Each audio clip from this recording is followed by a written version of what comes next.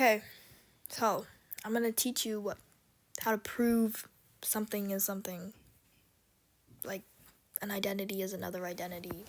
Okay, so we're gonna prove here how sine pi over 2 plus x equals cosine x. Let's go. So you should know by now your like sum of sine and whatever the heck. So that's sine pi 2 cosine x plus sine x cosine pi 2, and this is just memorizing your unit circle. So sine of pi 2 is 1, so that times cosine x plus sine of x cosine of x times cosine pi 2 is just 0, so that just cancels out, and you get 1 times cosine x, which is just cosine x equals cosine x. And also, when you're proving, you can only choose one side, like choose, I guess, the easier side, or like something that you could actually prove, because like you really can't do much if you're just given cosine x,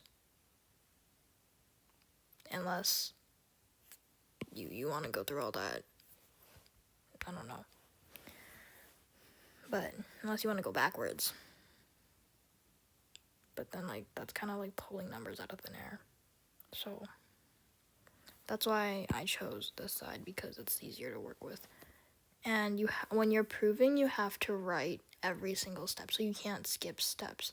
You can't just write this and then immediately skip to here. You're gonna lose points for that. That's what I was told. So yeah, now let's do this one. 1 minus sine x times 1 plus sine x.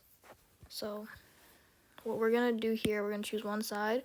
I'm choosing the left side, so left hand side. And what I'm gonna do here is I'm gonna distribute. So I'm gonna distribute the 1, and yeah, whatever, you get it. All right, so that. So 1 times 1 is just 1. Negative sine x times positive sine x is negative sine squared x. And then you have negative sine x times 1, which is just negative sine x. And then you have positive sine x times 1, which is just positive sine x. And then these two cancel out because, they're like terms. So yeah, combine like terms. And so you get 1 minus sine squared x. And now you look at your identities over here. You can see it matches up. How so? Because sine squared theta plus cosine squared theta equals 1. And now if you were to subtract sine squared theta from both sides, you're just gonna get cosine squared theta equals 1 minus sine squared theta, which is basically just that right there. So you could immediately just write that as cosine squared x equals cosine squared x. So that's how you prove that. Next one, we have cotangent x times sine squared x equals sine x cosine x. So when you have something like this, like if you have like a cotangent or a tangent, you should write it out. So that would be cosine x over sine x. And now we're gonna rewrite sine squared x, which is just sine squared x over 1. And you can cancel out one of the sine x's, so that's just cosine x times sine x. And since we're trying to get to that, you can rewrite it because it's the same thing as just sine x cosine x equals sine x cosine x. Okay, now we have something like this. As you can see, you have a double angle, and then you also have another identity up here. So 1 minus cosine x. So let's take a look at the identities we have.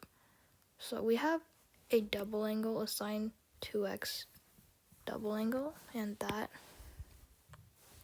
is so sine 2x equals 2 sine x cosine x, if I'm remembering things. Yeah, 2 sine theta cosine theta, same thing.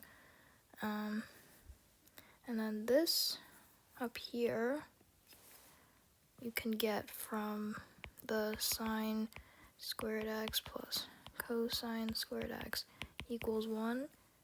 You could subtract both sides. I'm just showing you where this identity comes from. So sine squared x equals 1 minus cosine squared x. So this you could rewrite.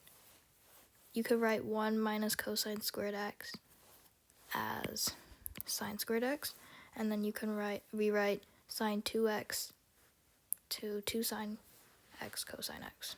So let's put that together. Sine squared x 2 sine x cosine x. And now what you can do is you can cancel out one of the, you can factor out a sine x from both sides. So that's sine x over sine x 2 cosine x. And you can cancel out these. So you get sine x over 2 cosine x, which is also the same thing as 1/2 tangent. So now you just prove the identity up here. Alright, so those are some easy proofs. So here's a harder one. So what you can start off with doing is when you see that you're adding fractions right here. When you're adding fractions and you have like tan x, you're gonna want both to be fractions. You're gonna want both terms to be fractions. So we're gonna rewrite tan x as sine x over cosine x. And then we have plus cosine x 1 plus sine x. And you can't change this into anything because the identity is sine squared x plus cosine squared x equals 1. So since this is not a sine squared x, you can't rewrite it as anything. Alright, so with that cleared, what we can do, however, is we can get a common denominator. So what we're going to do is we're going to multiply, we're going to get a common denominator. So what we're going to do is we're going to multiply this side by cosine x, and we're going to multiply this side by 1 plus sine x. I can't really see that, but yeah. So we're going to 1 plus sine x. So let's just rewrite that real quick. Sine x plus cosine x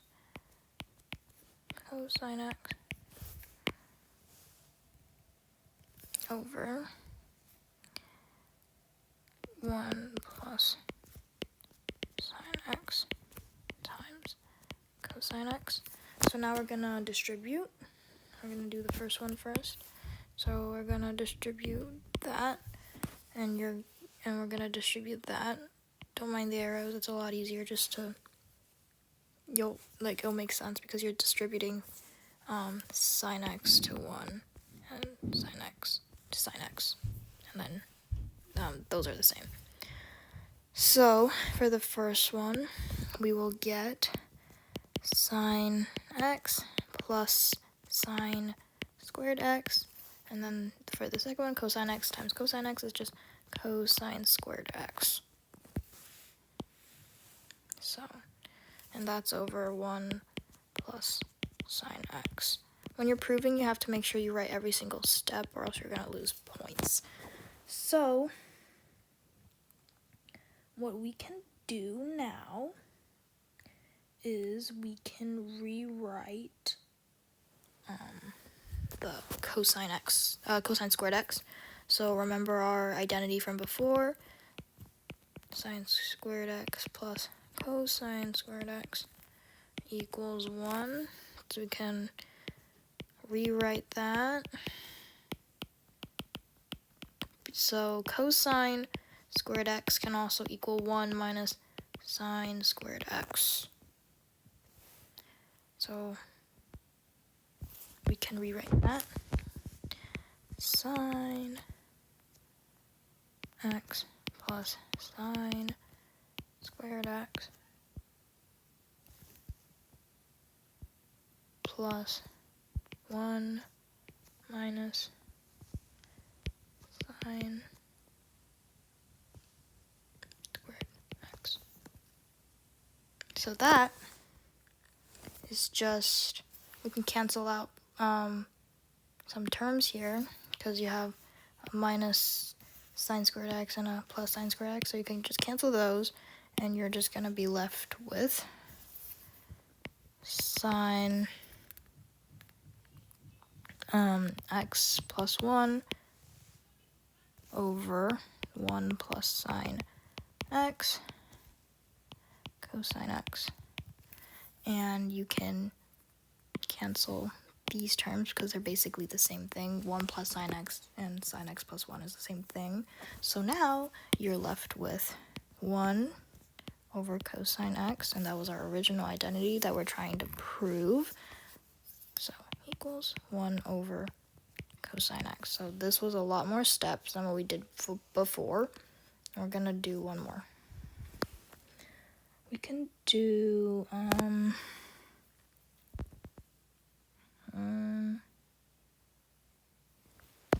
let's do one with tangents. We can do tan x plus cotangent x equals secant x cosecant x. So these are all like inverses of each other. So when you have tangents and cotangents, the best thing to do is to rewrite them. So we can rewrite tangent x as sine x over cosine x plus cosine x over sine x equals, we can't do that yet. When you have addition, you do not want to cross multiply, so when you have something like this, you can't just cancel these terms because that's not how addition works. You're gonna have to have a common denominator. So we're going to multiply both sides. So we're going to multiply this side by cosine x, and we're going to multiply this side by cosine x. And then we're going to multiply this side by sine x. Alright. Now you can rewrite it as sine x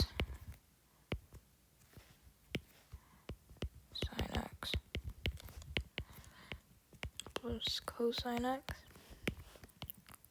x, and then our denominator is going to be sine x cosine x.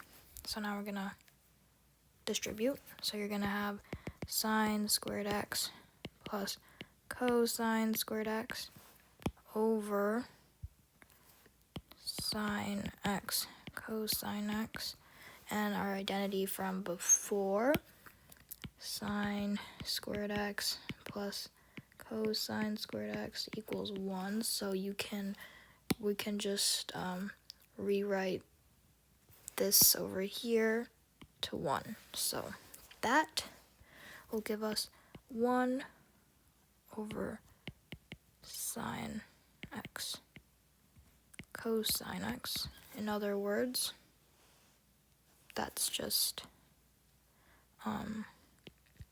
cosecant x secant x, and it's the same thing as just secant x cosecant x.